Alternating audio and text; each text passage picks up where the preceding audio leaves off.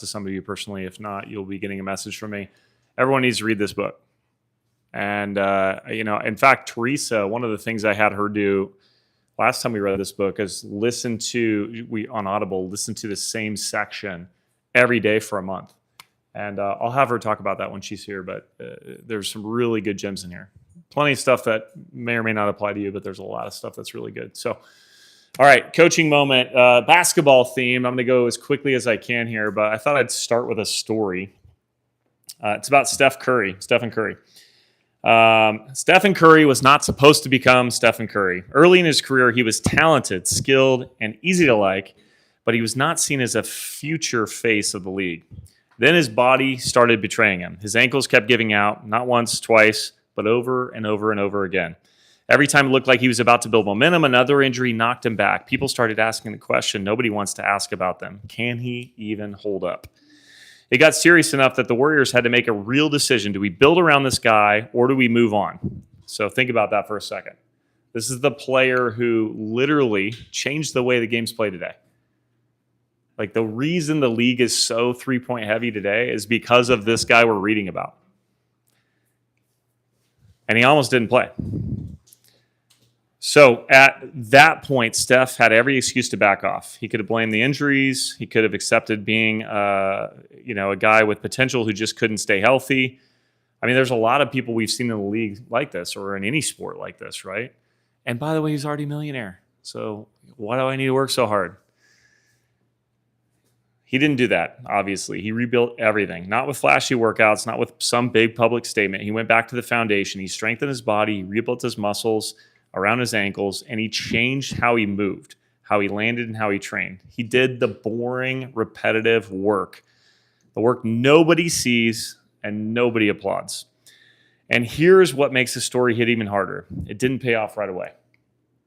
He came back, and he was good, better, more stable, but still not a superstar, still not the guy everybody feared, still not the player people were going to be talking about to take over the league. That's the part people miss. When people look back on Steph Curry now, they see the MVPs and the championships, the deep threes, the confidence, the swagger, the way that he changed geometry of the floor and forced the entire game to adjust to him.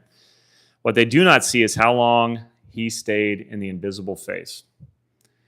And I'm just going to leave it right there with that. There's a bunch more, but that's where a lot of you are at, in the invisible phase, right? And some of you have gotten to the visible phase where you have some production and you won the award and you did the thing, and then you get right back to it. So we're going to talk about this. Everyone wants to see Q4 results, but very few people are willing to live a Q2 life. Now, the reason I had this as the topic is we are going into a competition here. And you guys realize that real estate in our market, in most markets, but in our market specifically, real estate's seasonal. What season are we going into, Brent? The spring selling season. Yeah, this is a season that, it's 3 months, so it's 25% of the year, but it should be like 40 or 50% of your production. Right? This will tell you whether you're going to win or lose. The next 3 months are going to determine the outcome of your year, largely determine the outcome of your year. Now, this quarter will decide your year, but it's not your intentions and it's not your goals that are going to decide your year. It's your activity, right? That's why this challenge, we are focused on your activity. We're focused on the conversations you have, the appointments you set and meet, and then, of course, the contracts you sign. Okay, so momentum is always going to beat motivation. What's our program called, Brent? Momentum. It's not called motivation. Hey, buy our motivation program. Although there could be motivation inside of that, motivation comes and goes. Momentum is what we're looking at. We're not looking to have this competition just be something fun that you win a prize, right? Like Brent said, it's not about the swag or the prize or any of that. It's about building an identity. We started with that with Kara, right? 2 to 3 days, strong activity, you start to feel good again. 5 consecutive days, confidence begins to build. And then, of course, 10 days in a row, it becomes an identity. Josie, You making calls every day, like, do you have to think about it? No, you've been doing it for so long. This is just who you are, right? And that's going to shift into closing deals. You're not going to have to think about it.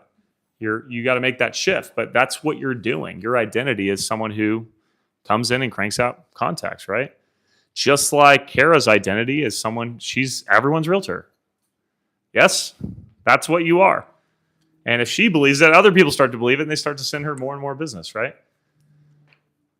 All right, most agents lose because they wait to feel ready, but the truth is you will not feel ready before you start. You just won't. You might not feel ready on April 1st when this competition starts. And you've got to do the thing anyways. Right? Take action first. The first call of the day is always the hardest. After 3 to 5 conversations, everything changes. It's easy, right? All right, so conversations now lead to listings taken in Q2, leads to a strong Q3 and Q4. What you're doing now, you're building for the end of this year. Many of the conversations you're going to be having over the next 90 days are going to lead to closings in Q3, Q4, and, oh, by the way, Q1 of 2027. And while that might seem like it's a long ways away right now, I'm guessing some of you wouldn't hate having money in Q1. Are you guys, anyone planning on not spending money in 2027? All right, professionals track, amateurs guess. We've gone over this time and time again. I'm not going to spend a ton of time on this, but you don't get credit unless you track. So I love the way this competition, like everything about this competition right now, like it feels like it's geared towards setting you up for success. All right, so we need to stop managing tasks and start building identity. So I need to do more calls this week. I should be more consistent. I'll try harder. I make 10 conversations a day. That's just what I do. I set appointments every week. That's normal for me. People know I'm a realtor. They always refer me, right? It's who you are. And there is a shift, and it's funny how it just happens organically for a lot of people, but you can be that shift right now. If you start doing savers and affirmations, like talk about affirmations, right? We can send this to you too. I see some people taking pictures. Message Erin, she can get it to you. Championship is won at practice, not in the fourth quarter. True. I love that. Most games are won before they're ever played.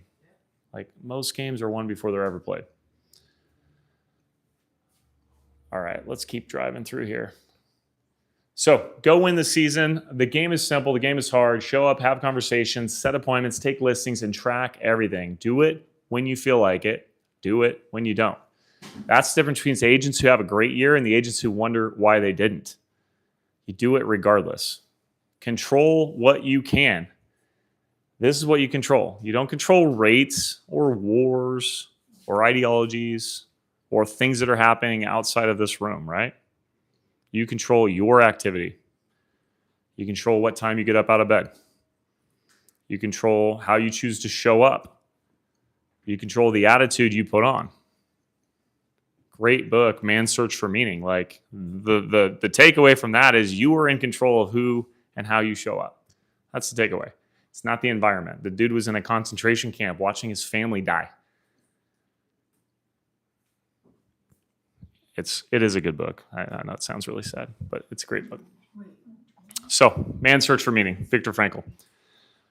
So what kind of questions do you have? I motored through that super fast. I might have missed a few things, but like, what are you guys hearing? What are some takeaways or thoughts that you have on how you approach the second quarter?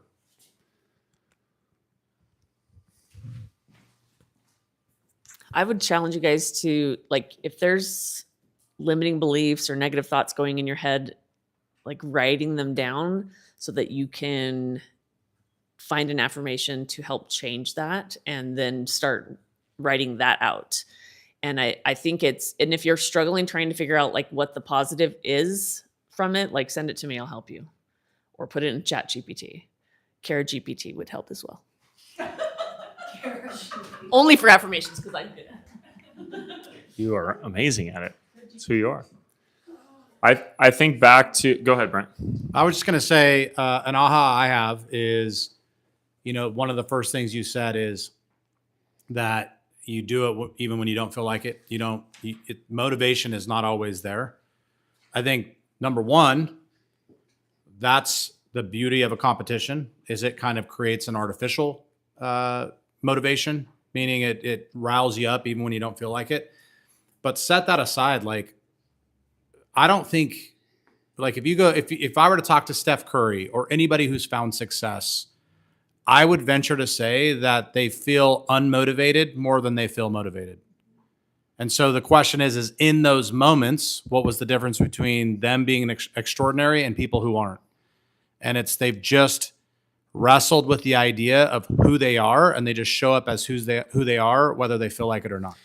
And so another word for what you're saying is identity. Yes. Right. So I'll tell two super short stories. When I first started getting back into the gym, not like, oh, I lift weights once or twice a week, like getting back to the gym and like actually pushing myself. The dialogue I'd have with people is like, oh, I can't, I got to go to the gym. Right. Like, oh, we'll see what time I can squeeze the gym in. Like that's kind of the dialogue before. And once you get, it said the 2 to 3 days, 5 days, 10 days plus. I mean, really, it might take 30 or 60 days or more. Just depends on where you're at. Everyone's going to be a little bit different. But now it's not like, oh, I have to go to the gym. It's like my day doesn't start until after the gym. Like it's not even a thing. So a different way to look at this, I was coaching actually someone on our team. And this person's like, well, it's just hard for me to make time to do that because I've got to do this and this and this and this. And it's like, well, like list the importance of all this stuff. And this person said that this thing's the most important. I'm like, okay, so your entire day is around when you're going to squeeze this thing that's the most important into it. How did you get to that? You don't know any of this. You have no emotion to this person. You don't know anything that this person's doing. But for whatever reason, the most important thing that they're doing, they can't figure out where to put it in their calendar.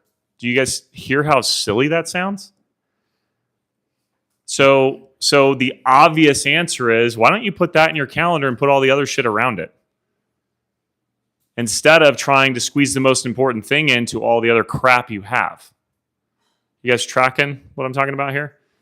So the competition is just a reminder for you on what is going to get you what you want. And so a simple way to look at this is, where are you going to put the time at? And then everything else exists after that's done. That's how you build identity, because now you're not going to miss it. And after 10 or 20 or 30 or 40 days, like, it's just who you are. And motivation aside, nothing feels better than committing to something and doing it during the time you said you're committed to doing it.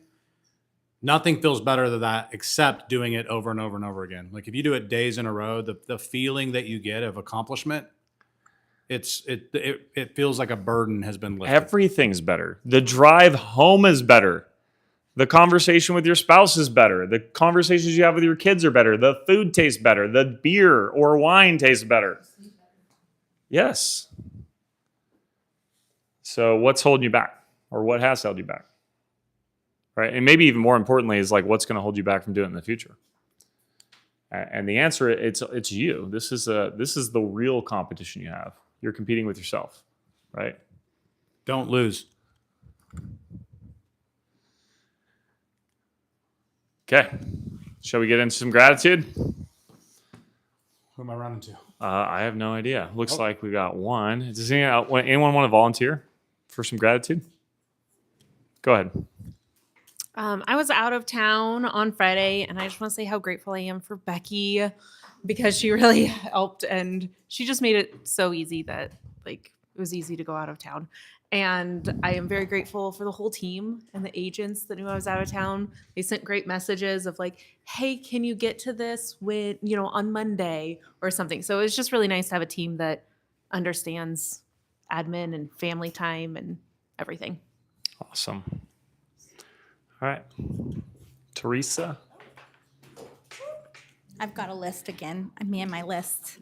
I want to thank Megan because she was on top of it when she was out of town.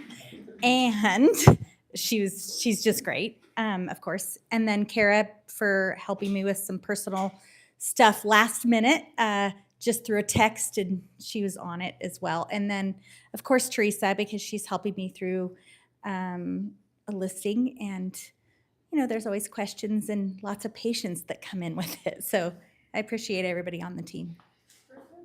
Sweet. Well, I'm going to give some gratitude, even though it's not just, this is like the Cheers for Peers. I'm going to give it out. So first of all, to Erin, just for probably the last 60 days, I've just seen her kind of step her game up on a number of different areas, and it's super awesome. That's nice to see how much you've grown over the last, are we like almost 3 years? Damn, wild. So kind of crazy, but good job. You've been kicking ass. And she's actually on the hunt for another assistant, because she's going to be helping Brent out, and then I'm going to be having an assistant just like her, probably not as good, but we'll work on that. And Hannah's been helping out a ton with that process too. So I just want to thank you both, because you guys have a ton on your plate and you guys kick ass. So any other gratitude? Anyone else? Last minute? Go play some basketball. Yeah, let's go win some basketball games. So have a great day, guys.